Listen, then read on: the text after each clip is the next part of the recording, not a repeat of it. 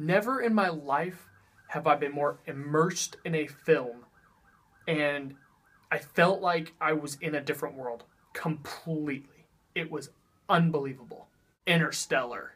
All right, so Interstellar is Christopher Nolan's newest movie, my most anticipated movie of the year, except for The Hobbit, because I'm a huge Lord of the Rings fan. I had high hopes for Interstellar.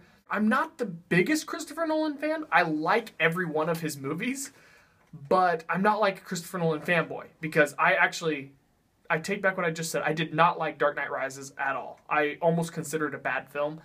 So I was kind of like, oh no, did Nolan hit his peak with Inception? And so I was kind of waiting for Interstellar. Even Inception, I have a problem with. I don't know what the problem is. I haven't been able to figure it out, but there's something that does not sit right with me with that film. And I love the film still, but there's a little bit of the just eh. And so Interstellar, I was like, okay, I'm hoping for a lot, and I hope it doesn't disappoint. It didn't disappoint at all. This is the most ambitious film and like most epic film that he's done so far. It felt like I was watching a modern day 2001: A Space Odyssey, and I feel like Stanley Kubrick would be very proud of Christopher Nolan's movie, which is a huge compliment to Nolan because he was basing it off of 2001, a lot of, and other movies. All right, so Interstellar stars Matthew McConaughey, Anne Hathaway, Jessica Chastain, and Michael Caine, and it's about the end, kind of the end of the world. The world is just run out. It's dying, and so they need to find new places to find an Earth that they can move to, but there's nowhere in our solar system that's okay. So they find a way to travel through a wormhole to another dimension, or another galaxy, to try and, find a place to live. And so that's the whole concept of the movie. Is Matthew McConaughey was an old pilot. He was one of the NASA's best, and he's sent on this mission for that reason. Now, I don't want to spoil anything, so I'm just going to kind of leave it right there for plot-wise. But a few things. I think this movie is going to get nominated for 9 Oscars. I think it'll get Best Picture nomination, Best Director, Best Screenplay. I think it's original screenplay. Actually, I'm positive it is. Best Sound Mixing, Best Sound Editing, Best Cinematography, Best Music, and maybe Best Actor nomination for McConaughey. I mean, he kills it in this movie. He is so good. I mean, amazing good. It's all around just epic. Now, when I went to the theater, I went to the Chinese theater here in Hollywood. Like, it was on Hollywood Boulevard, Chinese theater. This is the theater to watch a movie at in LA.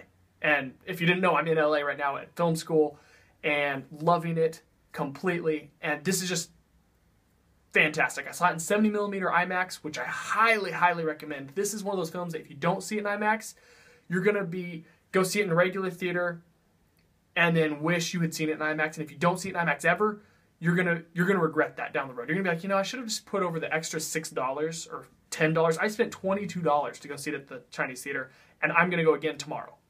I'm spending $20 more tomorrow to go see it again. That's how much the IMAX experience was for this movie. It was shot in 70mm film, which is just like incredible looking. And you can just tell that Nolan, this was his vision and it came out that way. And it was just, it was fantastic. There have been a few issues that people have mentioned about the sound. Like, the sound mixing was a little off and some of the dialogue is hard to hear, which I wonder if that's just a Nolan thing, because Bane was hard to hear. Batman has always been hard to hear. And I just feel like he just does that with dialogue. I don't know if he just can hear it different than people or if he just doesn't know. But I didn't have a problem with it. I didn't even notice. But a lot of people have mentioned it. So that could hurt its Oscar chances. I personally thought it should win those Oscars for Best Sound Editing, Sound Mixing. Incredible sound editing. Like, nobody will argue that. The mixing is where the issues come in. But when they're in space, you're in space. It's like Gravity times 3. Like, it was just incredible. I was telling my roommate that when I buy this movie, I don't know if I'll ever watch Gravity again. I loved Gravity. You can check out my Gravity review right here. It was just the experience of this movie took me to a different place. It took me to a place in movies where I was like, I feel like this is what it was like when those great directors came out with their films like The Godfather or Kubrick's 2001: A Space Odyssey. I feel like when they saw those for the first time, it was like, whoa, what are we watching? And I feel like that's what I was watching in the theater. So go to the IMAX, spend the extra money. It's worth it. The story, I liked the story a lot. But honestly, I haven't even thought about the story. I don't care about the story because it was visually and just everything about it was so big and epic that the story got pushed to the side. And so that's, I guess, where some people's issues might come in, would be with the story. If you can go in and just, just enjoy the experience, you're going to like it a lot. And I really hope you see the movie and enjoy it. Don't expect to be like, oh my gosh, this is the best movie in the last 10 years. It's not. It's not the best movie in the last 10 years. It's not even the best movie in the last 5 years.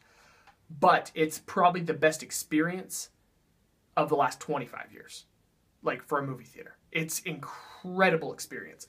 Highly, highly recommend this. It's my favorite movie of the year. It bumped out Grand Budapest Hotel by a mile. Right now it's Interstellar, Grand Budapest Hotel, Gone Girl, and then Fury, all down here. But, oh, you guys got to see this movie. It's incredible. I still think The Dark Knight is my favorite of his movies. It goes Dark Knight, then Interstellar, and then The Prestige, probably. So it's not quite my favorite of his, but it's top 15 of my favorite movies of all time. Maybe top 20. Like, I'd have to look at my list, but it is incredible. And I highly recommend it. I hope you guys go see it. Don't look up anything about it. Just go watch it and just experience it. Don't go in thinking, okay, what are the plot twists? What can I get out of it? It's not Inception. It's not Inception at all.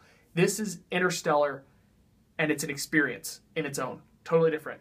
I highly recommend watching 2001: A Space Odyssey before you watch Interstellar, because there's similar shots, and it's awesome to see them tie together kind of like that. Sorry I haven't been doing reviews for a long time. Like I said, I'm in LA doing film school, and I just have been so busy. But I had to do this one. I had to do this review. It's an experience, though, unlike anything we've seen in our generation if you're around my age. So, yeah, check that out. As always, subscribe if you can, and that's all. Peace.